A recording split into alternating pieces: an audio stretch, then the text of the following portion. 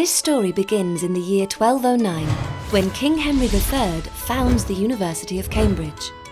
3 centuries later, what is now the world's oldest publishing company, Cambridge University Press, is born with the mission of giving form to the knowledge generated in the university.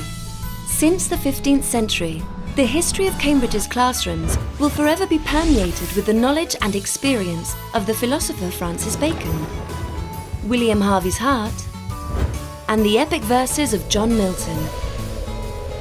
In 1661, the university begins to gravitate towards a universal figure, Isaac Newton. Malthus established the basis for modern demography. At that time, it was difficult to imagine that the world's population would be 7 times larger in only 200 years. During the 19th century, the university would be home to students as renowned as Romantic poet Lord Byron and Charles Darwin, who assuredly couldn't have predicted just how much human thought would evolve thanks to his theories. The first boat race between the eternal rivals was held in 1829. In 1848, Winton and Thring established the basis for the modern rules of football. They surely weren't aware at that time just how far this sport would go.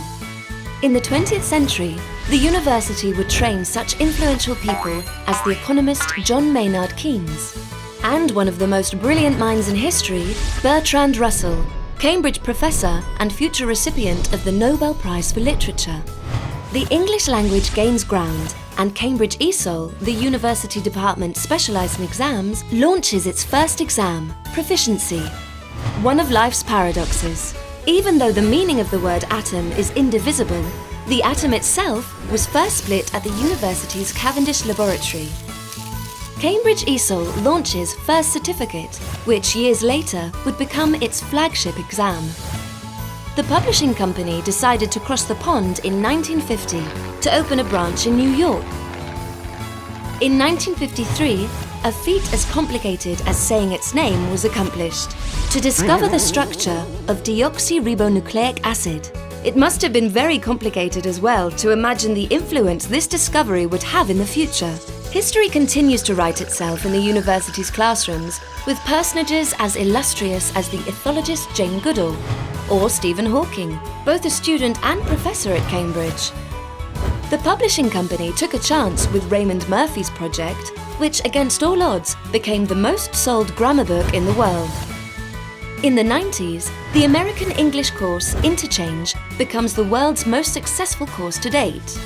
Cambridge University Press launches the Cambridge English Corpus, the largest database in existence concerning the use of the English language, how it's spoken, how it's written, what errors are made, 1.5 billion words analysed and counting. Soon after, the offices in Spain and China were opened. Now there are more than 50 offices worldwide. 1997 saw the launch of Cambridge Journals Online. It was difficult to predict at that time that it would have more than 180 million users a year. The first print-on-demand book and the first electronic book were published in 1999. 8 centuries ago, it must have been impossible to imagine that Cambridge University would be named as the #1 university in the world on several occasions, or that it would have more than 80 Nobel Prize recipients among its students and professors.